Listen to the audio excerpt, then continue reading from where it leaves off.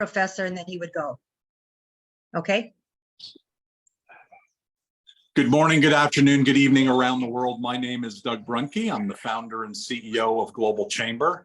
I hear birds in the background. So I'm here outside in sunny Arizona, and I was joking to a friend in Liverpool where it's rainy and cloudy about 8 out of 10 days every 10 days. And in Arizona, I can't even remember the last time it rained. And there have been times when there's been like 90 straight days of sun. And so that's positive, that's invigorating, and that's the kind of behavior and activity that we do at these book author sessions. We get sunshine, we get energy, we get tips, techniques, and inspiration from these book authors. And we have 3 incredible book authors. Actually, we have 4 incredible book authors here on the stage today, including our moderator, Professor Roberto Ancis. He's somebody that I know and love, and we've known each other for many years. We're both chemical engineers. God bless us. Professor Ancis, we're in the process of moving and throwing out a lot of books. And my wife came across my Perry's Handbook, which is the Bible for chemical engineers. And she said, what about this thing? And I said, we are not throwing that away. I don't know if you have, but I will not throw away my Perry's Handbook with all the blood, sweat, and tears of designing distillation columns and all the information that you need to be able to do that. That's going to go into the grave with me, probably. But Professor Ancis is become much more successful than I have relative to the chemical engineering world. He runs his company coaching professors all around the world, helping companies succeed back and forth, with a very particular exciting interest in Italy, because that's where he's originally from, but he works around the world. So Professor Ancis, including your book, you're an extraordinary leader, and we really appreciate you taking us through the conversation today with 3 other extraordinary leaders. After you, sir. Thank you, Doug. Thank you really for creating the Global Chamber.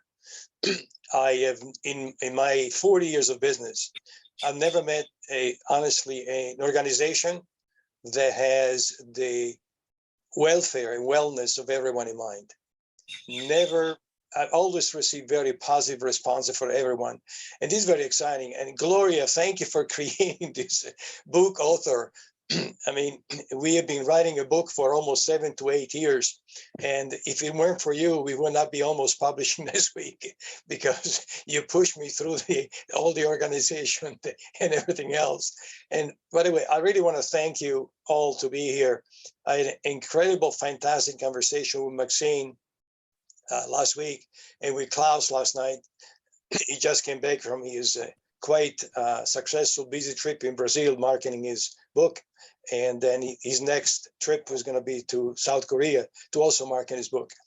I'm totally fascinated by the capacity of Klaus to examine a tremendous amount of data from a very large number of people and being able to condense it to something that makes sense. Klaus, I'm in awe of what you did. I'm still thinking about what you did.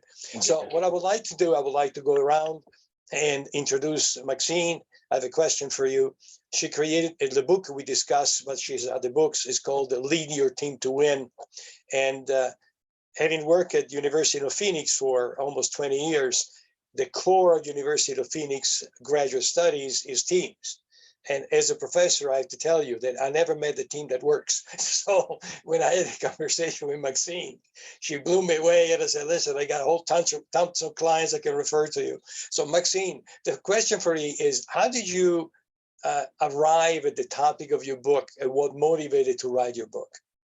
Yeah, thanks a lot, Prof. And of course, thanks for all the people who have created this space, Gloria and Doug, and everybody else who's joining us on the call today.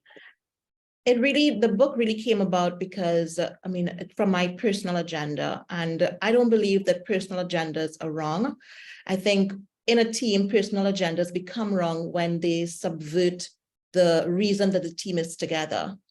But I want to honor the fact that a team is made up of individuals. You know, everybody says there's no I in team. and there's an M and an E, so me, right? So there are individuals in each team. And what does a person come to work for? They come to work to really fulfill their personal vision and their personal agenda. As a lot of us stumble upon work, but I think my role as a leader is really to ask you, why are you here? Why are you showing up every morning, 9 to 5? Why are you spending time with us? Why are you taking all of this processes and everything that we do? Why are you doing it? And my role as a leader is to help someone navigate the organization so that they could win. So the title of the book is really Lead Your Team to Win, and there's a dual purpose in that. Recognizing that I, as a leader, I have a choice. I could win and leave my team behind, and that's not really an option. So it's about, how do you lead these people to win? And knowing that when those team members win, I, as a leader, also win. So it's lead your team to win in terms of the individuals of the team to win in whatever arena they want as their personal vision, and seeing work or the salary they get from a job well done as the vehicle to achieve their personal vision. And then also for my agenda as a leader, as a high achieving person, I want to win myself. So how do I use this instrument of a team to assist me in my own personal career goals? So it's that duality of they need me and I need them. And we have a common objective. Our common objective is to win in whatever way win means to us. And we need to help each other, knowing that we have a symbiotic relationship to win. I'm thrilled and impressed. Just a question is so fascinating. How do skills the individuals have in teams interface in your teachings or your guidance? You know, one thing, my belief about humans is that we are creative. We are just natural problem solvers. We are intelligent. Lots of things may occlude our intelligence, you know, our history, the way we've been brought up, the experiences that we have, and that each one of us wants to do better. And of course, your better, Prof, will not look like my better.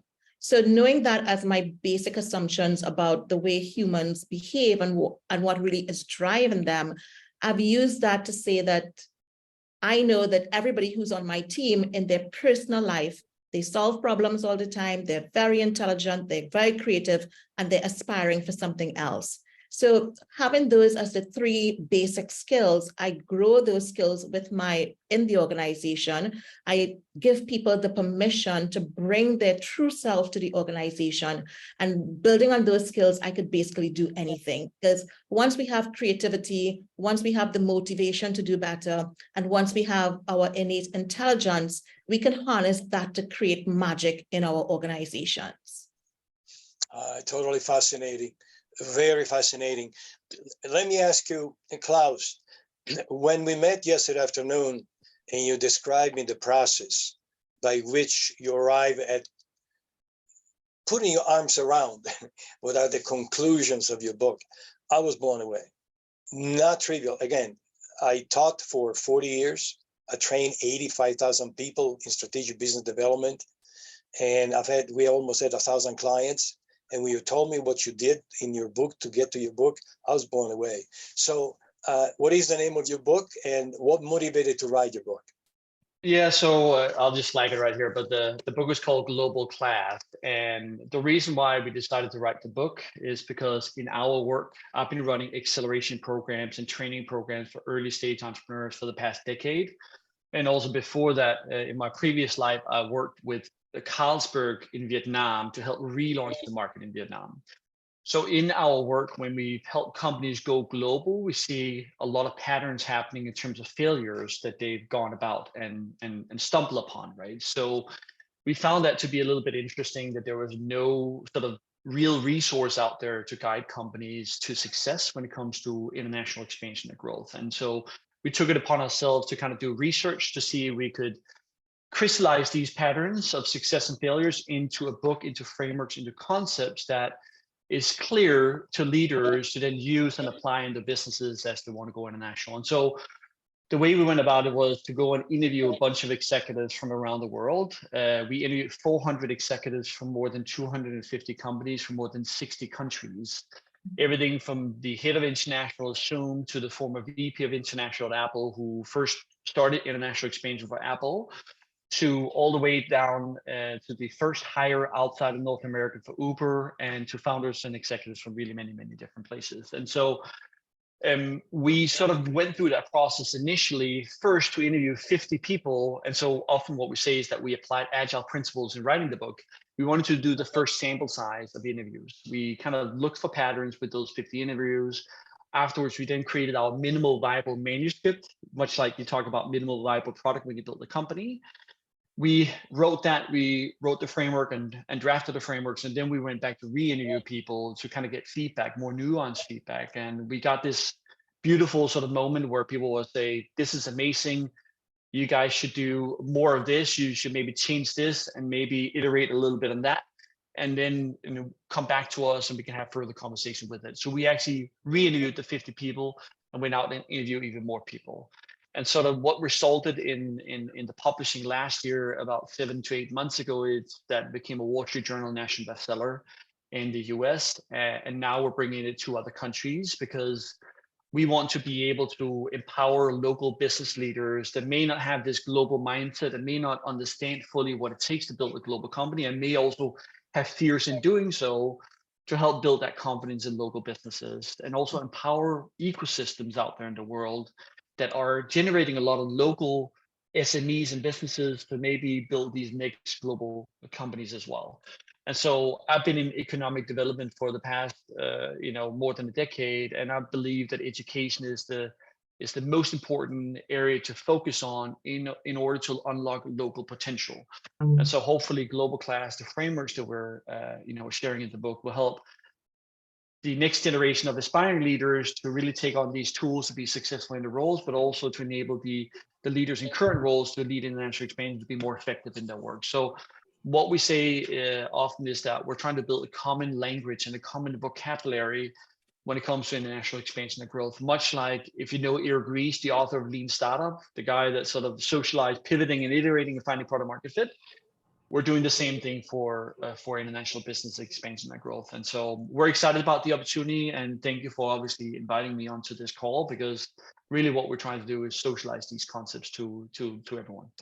Oh, that's awesome, Klaus. The other thing that was fascinating to me, when we met yesterday, we had a brief discussion, and you mentioned the fact that if you compare Denmark with Brazil being a huge country, resources, right, the rate of success of the internalization for Brazil seemed to be much lower than Denmark, and you provided an explanation of that. Could you share that with us? Sure. I mean, in the book, we talk a little bit about we call it sort of the initial market concept, if you will, where depending on where you're from, you'll look at international very differently. So when you're a small country like Denmark, companies there tend to look at international much earlier in the process. Whereas on the other side of the spectrum, you have Brazil, a massive market where there's a big market to capture. And it can be an advantage, obviously, because it's a big market where you can kind of generate revenue, etc. But if you aspire to build a global organization, it often becomes a massive disadvantage, because leaders tend to just focus myopically on that market and really scale in that market and build a very Brazilian product, team, culture, and organization. So when you then want to go global later, you have hard-coded your business around that market. And it's really, really hard to make that shift. You see similar tendencies in Japan, in Korea, etc. For example, I sat with the leadership team of a Korean scale-up and tech company that have raised a lot of money and were around 600 employees. And I asked them a very simple question. I asked them, how many languages can you speak at the office? And they kind of smiled a little bit because they knew that the answer wasn't really great. They kind of giggled also in the process and said maybe 3 languages. And so if you can imagine, when you sort of build a very Korean organization and you start to hire people in Indonesia, in Japan, in the US, it becomes extremely hard for those local team members to perform, because there's an organizational bias. They also do not have international experience. So there will be a lot of things lost in translation and so forth. And oftentimes also for people at that headquarter, at that mothership, they're a little bit fearful to support these international team members because they don't feel confident in doing so, whether it's linguistically or culturally understanding and so forth.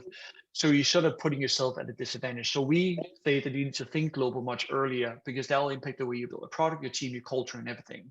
And so we believe that the next generation of successful companies should think this way, because that will sort of create more flexibility in an organization that allows for future scale globally as well.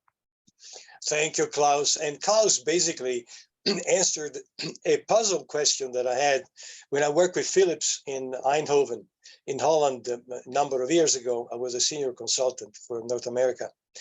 And I realized that when I went to Eindhoven, every single local document, like, for example, to write from Amsterdam to Eindhoven, any letter, email, and everything else was actually converted immediately in 5 languages, of which one was Japanese, because Japan and Sony was the biggest competitor of Philips globally. But I always wonder, what in the hell was the purpose? So when I talked to Klaus yesterday, I said, now I know exactly why they just converted local communication in 5 languages. It was just totally amazing.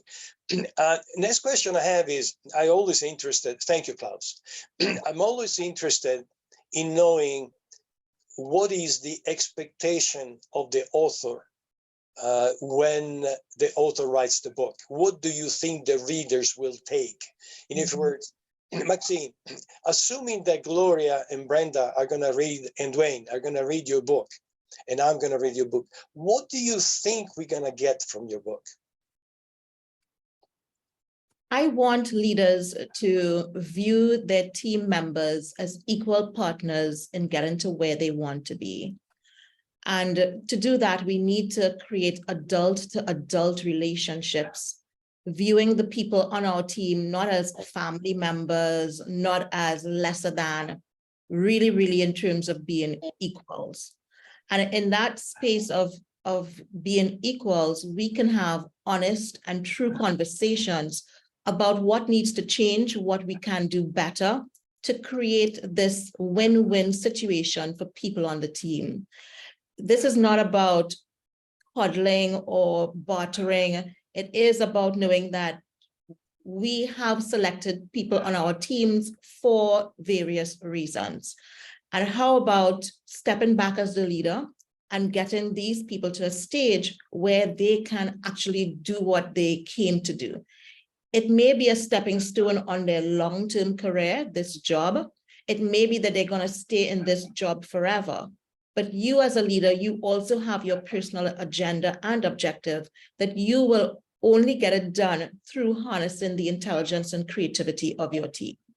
So a leader reading this, I really hope that they walk away knowing that 1, they're working with adults who are intelligent and creative. 2, that they as leader, they have the ability already to unleash the creativity and the intelligence of the people on their team so that the team can go beyond the jobs that are given to them. The team can create meaty roles in the organization and really contribute to the organization's vision.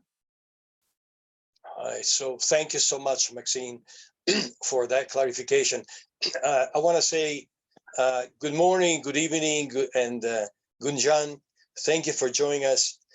And I know that you just coming back from a trip with jet lags or not. I was totally fascinated by reading the title of your book, because as I mentioned to you, I did business as a consultant to Philips, and I work in Philips India for quite some time. In fact, I was teaching technology and engineering to the University in Madras, to engineering school. And the thing that fascinated me about Philips India is that the president of Philips India, very large organization, and Vasan Sate, who was the minister of energy for India, they gave me the business card, and the business card, there was their home address, their whole telephone number. And I said, why are you giving me your telephone number?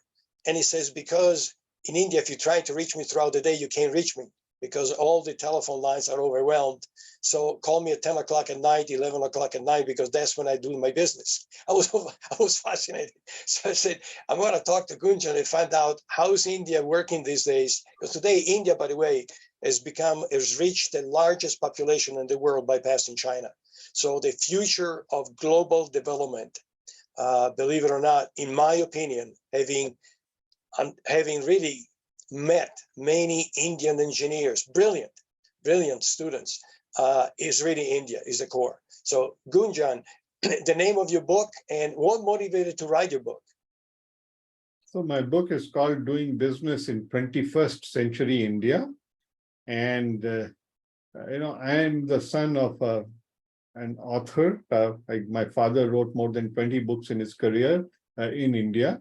My brother is a journalist in New Delhi, and he's written a number of books about India's space missions and so on.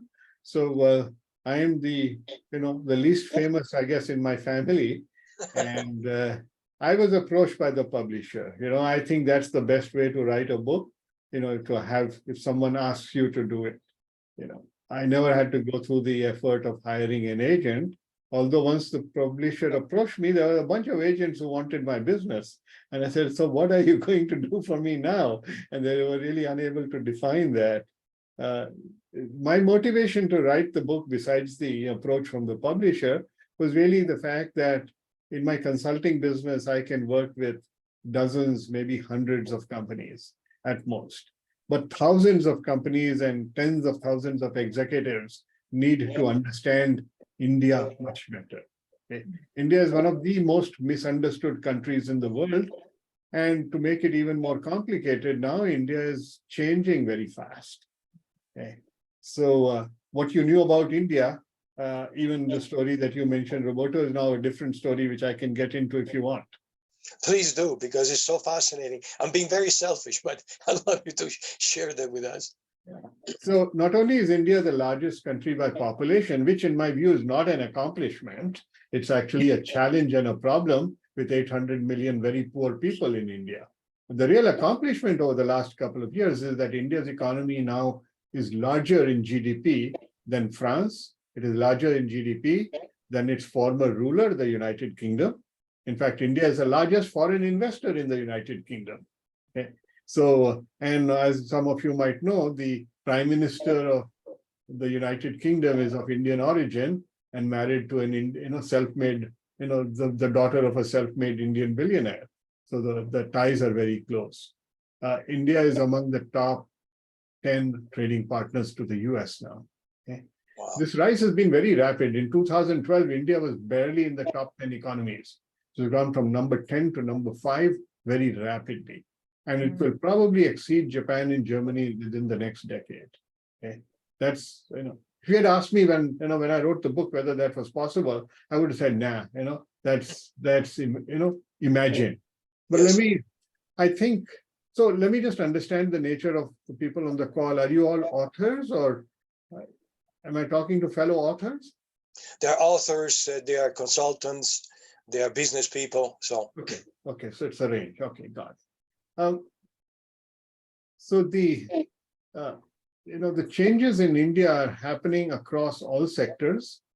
The smartphone is probably responsible for a tremendous amount of change in India between 2002 and now. India has over 1 billion phones, maybe 1.2 billion now. And these are people, most of them are people who never had a landline, who never had a tablet or a laptop or anything. And all of a sudden they have more power in their hands than was used to send the Apollo mission to the moon, right?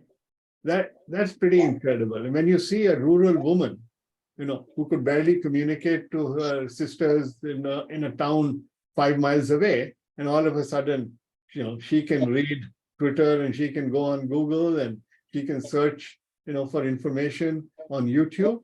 It's not just a convenience, it changes her life. Okay.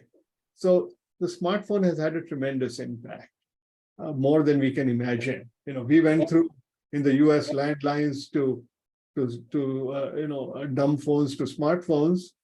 We went from no computers to personal computers to laptops to tablets. Okay, in India they've gone from nothing other than maybe a radio or a television all the way to smartphones. And, Wow. and it's amazing how readily consumers have accepted that. The other thing that's happened in the last 2 years, or last 3 years, is this thing called the universal payment interface, where any small merchant, even somebody selling, fruits on the street, individual can get this little plastic card that has a QR code. And that's all they need to accept digital payment. Okay? All the intelligence happens at the back end, and they get a message on their smartphone by voice saying, 35 rupees deposited into your account immediately. Right? That has caused small business people to see a huge rise in revenues. It's accelerated the flow of money in a way that was unimagined by the people who designed the system. Okay? So it's been very transformative to the poorest people in India. It's also started to eliminate the use of cash. India is still a cash-based society. And again, they've leapt through no debit cards, no credit cards. They went straight from making payments in piles of currency to being totally digital. Okay? And this could be the subject of a 1 hour of discussion. That's fascinating, Gunjan. Gunjan, thank you so much for sharing it. And totally fascinating. In fact, India will be a very interesting challenge. There are some huge companies in India. One of my clients in India was Hindustan Aeronautics, right close to New Delhi. Is the largest manufacturer and producer of air conditioning equipment in the world. So that would be a great market for you, Klaus, and your book would be absolutely totally appropriate for that. So let me ask you, Klaus, as a second question, is once that you, let's say that Gunjan reads your book, right?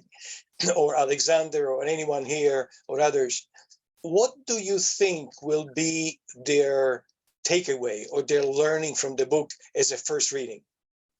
Sure. In the beginning of the book, we emphasize a lot the mindset from a company perspective, but also from an individual perspective. And maybe just let me share with you the individual piece more, which basically we have trademarked and coined a new term called an entrepreneur as an international. A globally minded agile leader that is able to build coalition buy-in within an organization to do effective business in global markets. And so I can try to see if I can flag a framework in a sec here. Just give me a sec but basically, if you imagine a 3-layered pyramid, right? In the bottom, you have the agile mindset, people who are iterative, resilient, growth focused.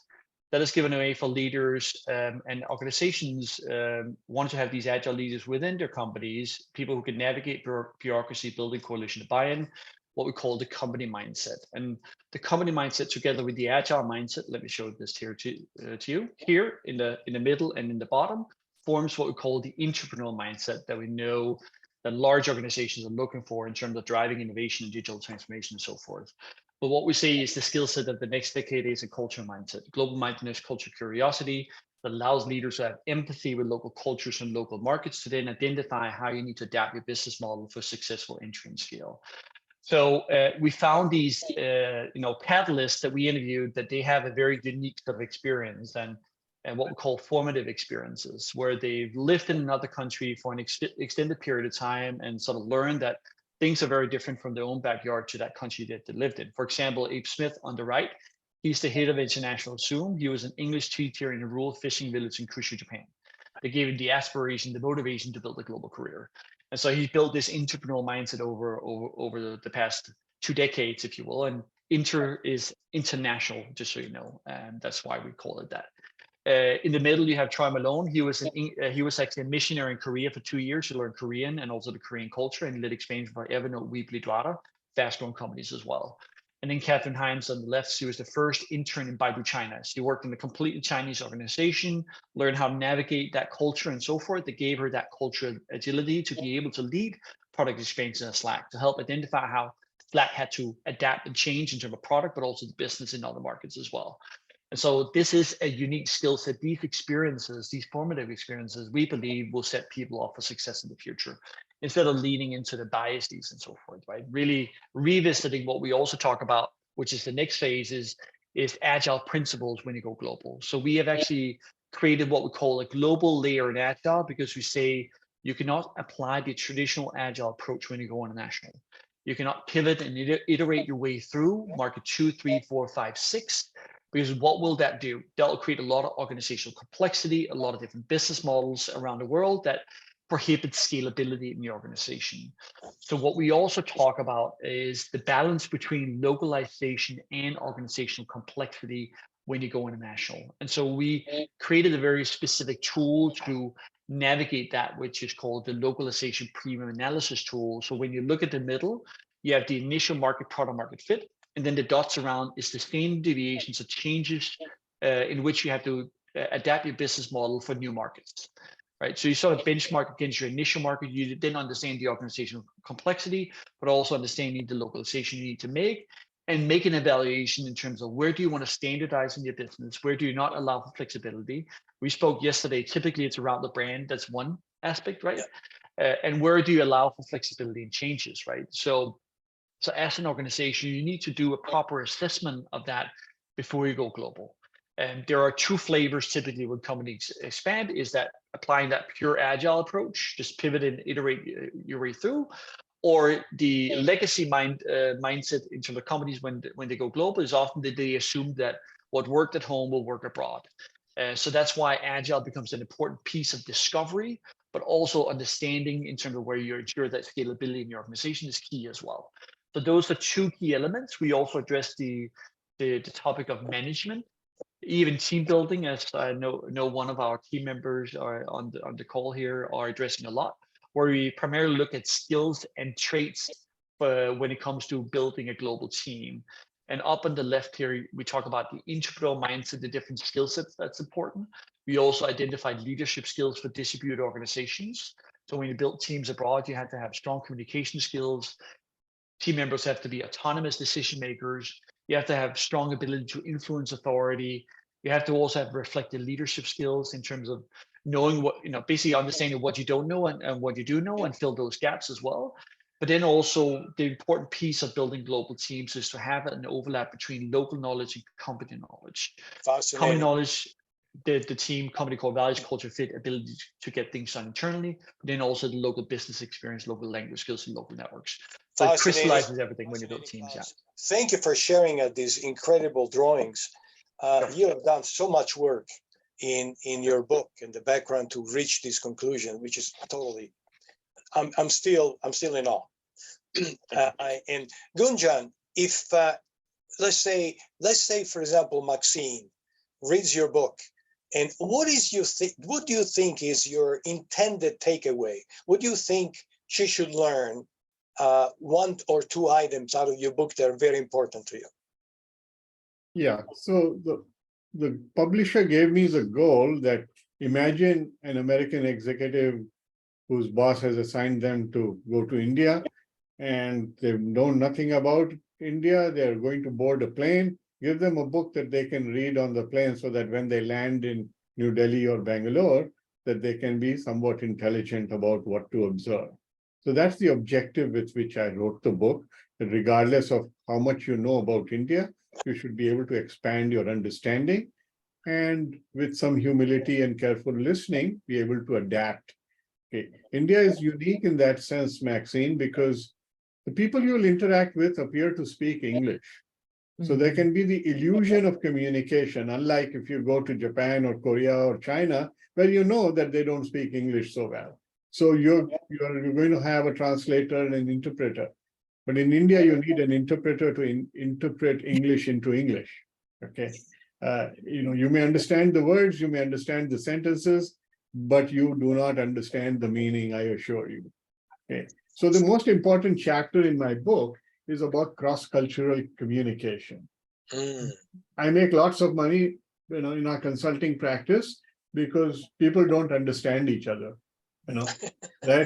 It's not so much the laws or the accounting practices or all of that. You can hire somebody, to take care of that and black box it for you. But what you cannot put in a black box is the ability to listen to an Indian and understand what they really meant, and then speak to them in a manner that they understand what you really mean. This has many, many layers, which we don't have time to get into right now, but that's probably the most. I tell people, if you read only one chapter in my book, read the cross-cultural communication chapter. Okay.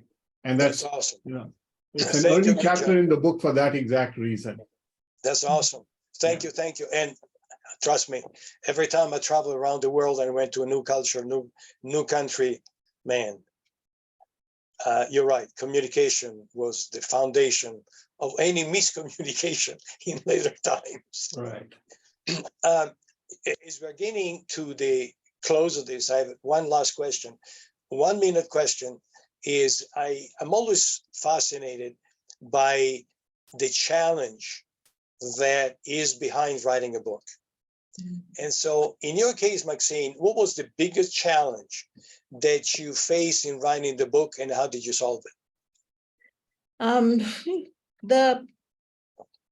I want to say probably the publishing aspects of it, because I wasn't asked like Gunjan to write a book, yeah, and I didn't have a team that it seems like Klaus has a team. I was really on my own, drawing on my own experiences and really doing my own process of what should be in, what should be out, and drawing on my own experiences of running teams for many years, as well as my client engagements with team leaders. So for me, I think the most difficult challenge was around not getting myopic, not going down a rabbit hole of my own thinking, my own thoughts, and to sort of expand that a little bit to keep myself relevant and to test check and fact check myself. So what worked for me is taking breaks. When I write, I sort of write the book in my head and then I start writing it out. So I have I don't really make a lot of edits except for language edits.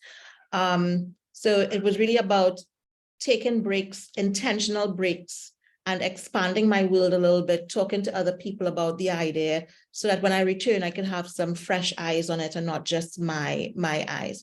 But if you would allow me, Prof, I just wanted to join with Gunjan and say that idea of humility, that idea of communication, that is just like with every team, everywhere, every time leaders talk, it's about the leader can hear better when the leader assumes a position of humility without making assumptions, without knowing what people are from. And I just wanted to join because I smiled when he was speaking about humility and listening, because that's a challenge for all of us with our teams. Yeah, so thank you. Oh, thank you, Maxine, for sharing it. Klaus, I asked you this question yesterday, and for a few seconds, you were sort of, I can see your brain looking, being puzzled. And then you say, okay, so same question to you. What was the challenge that you faced? I'm sure you had many, but, but what was the challenge and how did you solve it? I mean, I was trying to kind of go through all the challenges when we wrote the book, because there are many when you go through that process, and I can completely empathize with Maxine in terms of her experience. I was lucky to have a co-author, so we can kind of bounce ideas off from each other, but also the people we interviewed. But I think the biggest challenge for us was how can we actually crystallize these frameworks into being very simple and easy to understand, so leaders can go and apply it in their business, right? And that was really, really difficult. We have some tools that we created in the past that ended up being 3 different concepts at the end, right? So it was really, how can you break things down as simple as possible so it actually becomes practical, instead of it just being like a tool or a framework that becomes confusing and not really easy to apply. I think that process was the most difficult piece of it, and that required a lot of conversation, not just amongst us as authors, but also with the interviewees that we engaged with. So we always ask them questions. How would you use this in your organization? Can you apply this? Will you apply it? If it's not relevant. So we kind of had all these questions all the time when we went through the process of it. In fact, Klaus, from what I remember, you told me it was fascinating that your approach to actually reaching conclusions in the book was a multi-level, where you started with assumptions, you checked the assumption, then you modified based on the conversation with the clients, yes? Yes, exactly. So we applied again the whole agile approach when writing this book, and we didn't want to just have our own biases into these frameworks. We wanted to make sure that it was unbiased and actually practical for leaders. Awesome, thank you, Klaus. And Gunjan, same question. What was the biggest challenge that you faced in composing, writing your book, and how did you solve it? Okay, so I'll answer that in 2 parts. In terms of the actual writing, the biggest challenge for me was writing the book in just 6 months while doing my day job. Wow. The publisher approached me, they said, it's a piece of cake, you can do it. And I was gullible enough to believe them. At one point, then I literally had to go into isolation. My family was traveling. I drank more coffee than I ever have in my life for about a 4-week period. So there were days in which I wrote 3,000 words. There were other days where I didn't write anything at all because I was so befuddled about what to say next. And there's another aspect I want to touch upon. I was approached by Hachette Books, one of the top 5 publishers in the world. And I somehow just felt like, oh, they will do all the marketing. Okay, not so. Okay, they don't do any of it. They depend on the author to do most of that on their own. At the same time that my book was published, a few weeks earlier, another book called Globality was published by the same publisher. And there was a large article in the New York Times and the Wall Street Journal. And I said, wow, can you get me some of that?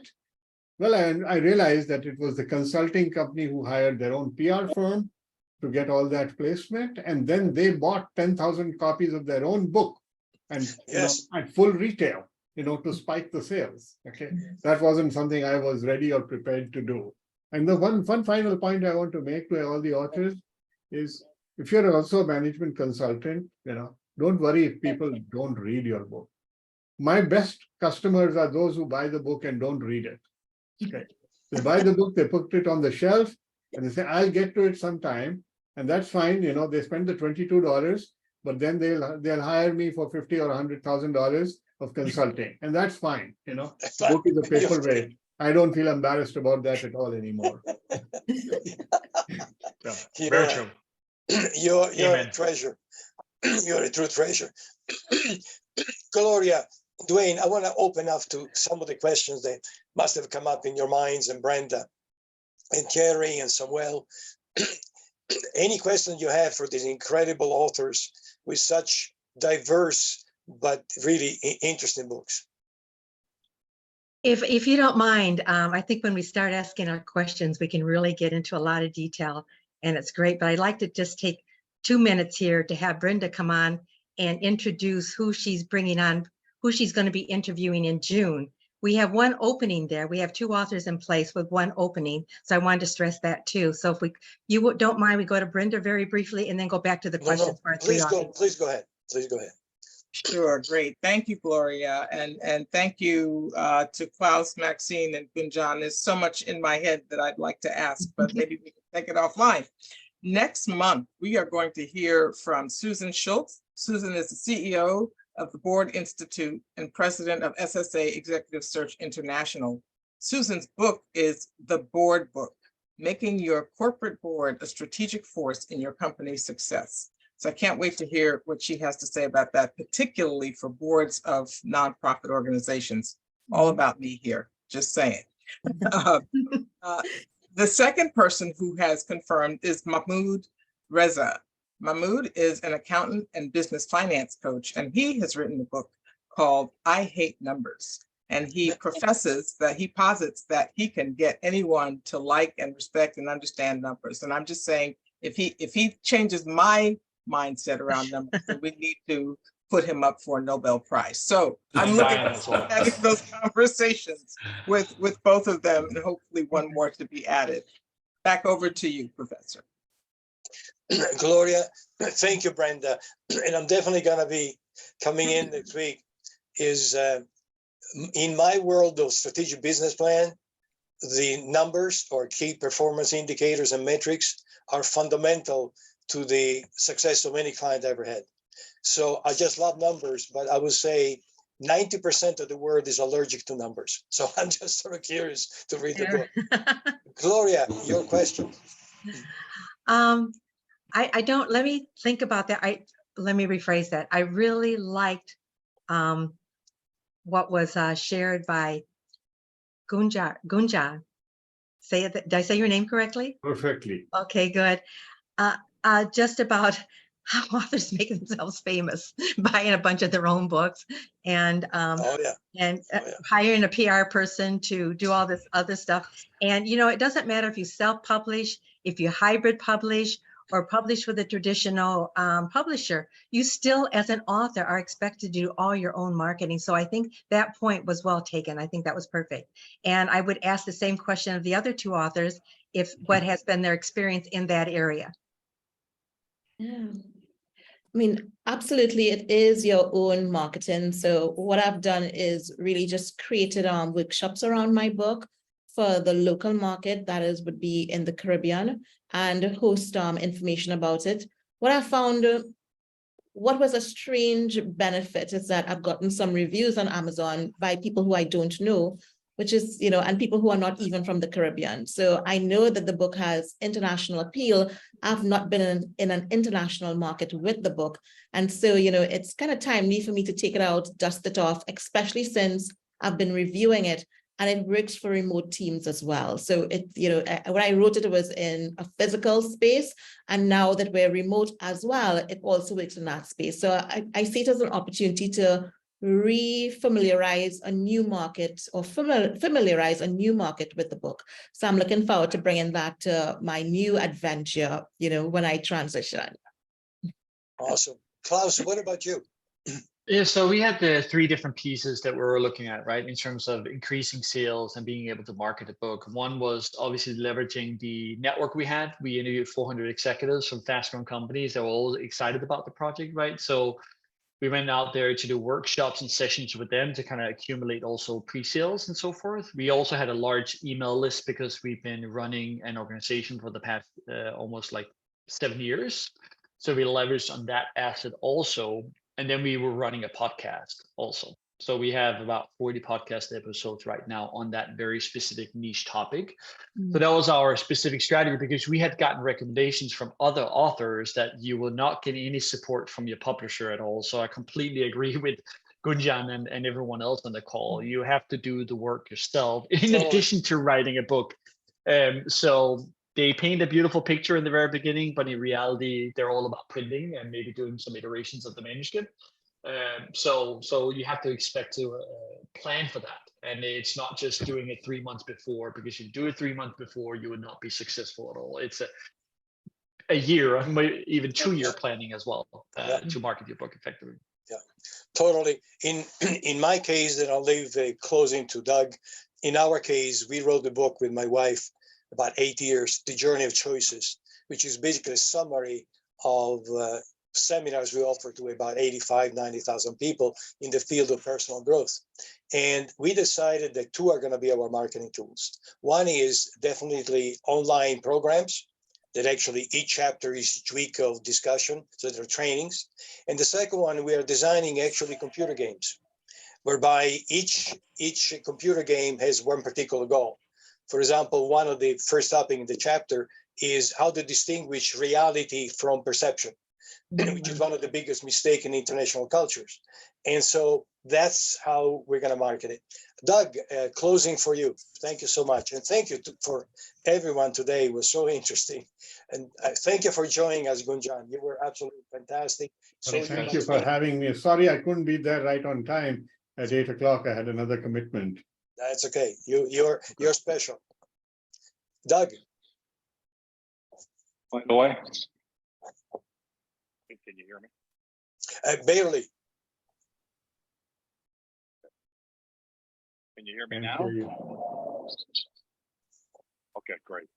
So, hey, and the Gunjan example is one that is related to not just being able to know what to do, but to be able to be flexible and to be resilient. And that's one of the keys that all of us recognize as success in global business. We just have to be that way. So Gunjan, thank you. We're very happy to be resilient for your schedule. All 3 of you, you're all busy. You have a lot of things going on. And I think what we learned again today is you're amazing. You're incredible. And just extraordinary leadership, and the work that it takes to be able to do this is amazing. Not just to do your normal work, but to do the book is very special. So thank you for contributing. Thank you, Professor Ancis, for pulling us all together for this. Gloria, you're extraordinary. Brenda, thank you so much for leading next month, and we really appreciate and look forward to that in June. Any other comments from anybody else before we close the room? Yeah, because we do have Theory and we do have Samuel San Diego there. Do either one of you have a question or comment?